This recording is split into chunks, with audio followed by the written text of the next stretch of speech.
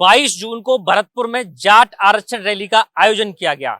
दरअसल ये जाट आरक्षण रैली कम थी, बल्कि हनुमान बेनीवाल की ईगो को सेटिस्फाई करने वाली रैली बनकर रह गई।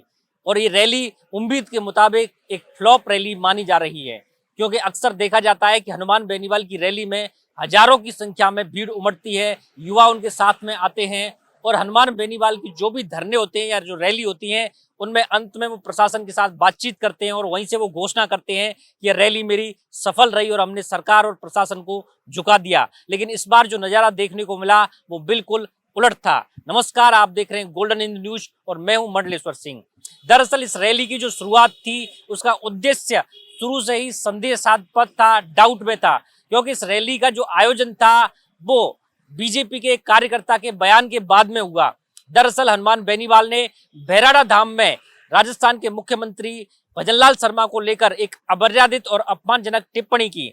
इसी को लेकर भरतपुर के ही किसी एक बीजेपी के सामान्य कार्यकर्ता ने मीडिया को बाइट देते हुए कह दिया कि हनुमान बेनीवाल भरतपुर में आएंगे तो हम उन्हें देख लेंगे। फिर क्या था, इसी बात को हनुमान बेनीवाल ने चैलेंज के रूप में स्वीकार किया और हनुमान बेनीवाल ने अपनी ईगो को सेटिस्फाई करने के लिए जो जाट आरक्षण के जो संयोजक हैं वहां पर इसकी अगुवाई कर रहे थे नेम सिंह फौजदार, उनसे कहकर इस रैली का आयोजन करवाया। तो शुरू से ही इस रैली का जो उद्देश्य था वो जाट आरक्षण की बजाय हनुमान बेनीवाल की ईगो को सेटिस्फाई करने वाला था और ज्यादातर लोगों को इसकी जानकारी थी। इस वजह से उस रैली में ज्यादा भीड़ भी नहीं उमड़ी।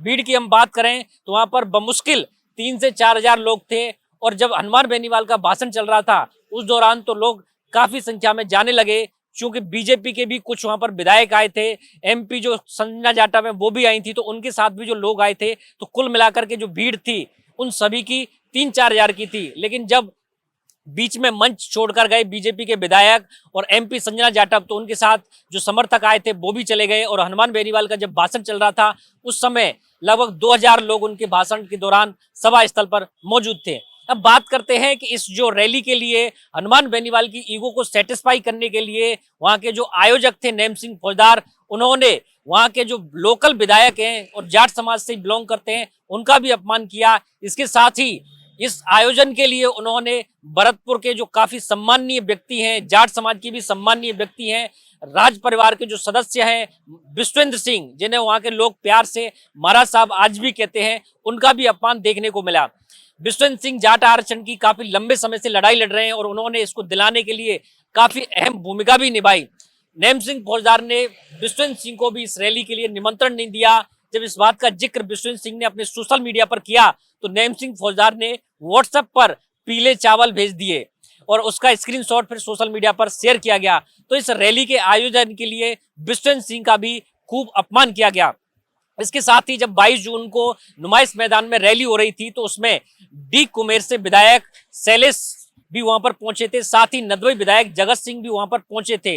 वहां पर एक और ऐसा मौका आया जब इन दोनों ही विधायकों का अपमान हुआ, जब नेम सिंह फौजदार ने ये घोषणा की मंच से कि मैं चाहता हूं कि जो डी कुमेर विधायक शैलेश सिंह और नदवई विधायक जगत सिंह हनुमान बेनीवाल का साफा बांधकर स्वागत करें। तो जैसे ये दोनों विधायक हनुमान बेनीवाल को साफा पहनाने के लिए खड़े, उसी समय हनुमान बेनीवाल ने इन दोनों के हाथों से साफा पहनने से इनकार कर दिया। ये भी एक तरह से उन दोनों का अपमान माना जा रहा है। साथ ही वहां पर इन दोनों के खिलाफ वोटिंग भी देखने को मिली।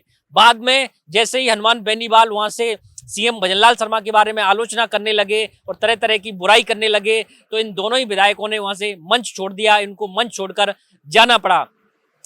इतना ही नहीं, इसके अलावा भरतपुर के लाल भजनलाल शर्मा का भी हनुमान बेनीवाल ने इस रैली में खूब अपमान किया और मंच से इस तरीके की अमर्यादित और अपमानजनक टिप्पणियां की गई जो बिल्कुल भी शोभा नहीं देती हैं। लेकिन उसके बावजूद भी नेम सिंह फौजदार जो इस रैली के आयोजक थे उन्होंने उन्हें बर्दाश्त किया।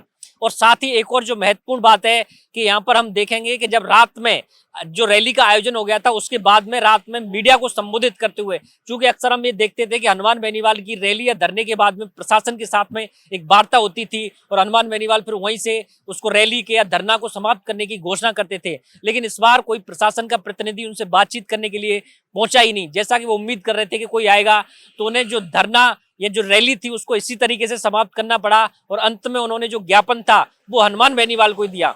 लेकिन यहाँ पर नेम सिंह फौजदार ने जो एक बात कही वो बड़ी दिलचस्प है और आपको जानना जरूरी भी है। नैम सिंह फौजदार ने मीडिया से बात करते हुए कहा और समर्थकों से भी कहा कि साथियों, हनुमान बेनीवाल जो हमारे बीच में सांसद हैं, हम इन्हें ज्ञापन देने जा रहे हैं। उन्होंने इसके पीछे तर्क दिया कि राजस्थान से तो पूर्व मुख्यमंत्री अशोक गहलोत, वसुंधरा राजे और वर्तमान मुख्यमंत्री भजनलाल शर्मा केंद्र को चिट्ठी भी भेज चुके हैं, तो इसलिए ये मामला केंद्र सरकार का है। केंद्र में हमारा कोई प्रतिनिधि नहीं है, वहां पर हनुमान बेनीवाल संसद में है, तो हम अपना ज्ञापन हनुमान बेनीवाल को दे रहे हैं और ये प्रधानमंत्री मोदी को वो ज्ञापन देंगे और हमारा एक प्रतिनिधि मंडल है उसको भी मिलवाएंगे। अब यहाँ पर सबसे बड़ा सवाल यही है कि जब एक केंद्र सरकार का मामला है तो फिर इस रैली का आयोजन सीएम भजनलाल शर्मा के खिलाफ क्यों किया गया?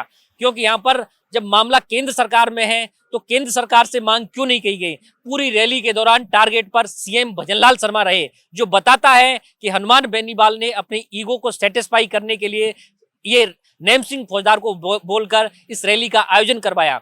इस रैली का आयोजन का जो उद्देश्य था वो जाट आरक्षण से ज्यादा हनुमान बेनीवाल केंद्रित था और सिर्फ हनुमान बेनीवाल की ईगो को सेटिस्फाई करने की वजह से यहाँ के आयोजक नैम सिंह फौजदार और अन्य लोगों के द्वारा डी कुमेर से जो विधायक हैं शैलेश सिंह और नदवी विधायक जगत सिंह, साथ ही पूर्व मंत्री विश्वेंद्र सिंह, भजनलाल शर्मा आदि का अपमान भी करवाया गया। ज्यादातर लोगों को ये बात पता थी कि इस रैली का आयोजन जाट आरक्षण से ज्यादा हनुमान बेनीवाल के लिए हो रहा है, इसलिए ज्यादा संख्या में भीड़ भी नहीं आई। लेकिन यहाँ पर पुनः वही सवाल है कि नैम सिंह फौजदार ने जाट समाज के लोगों की भावनाओं को जाट आरक्षण के नाम पर हनुमान बेनीवाल के लिए क्यों इस्तेमाल किया?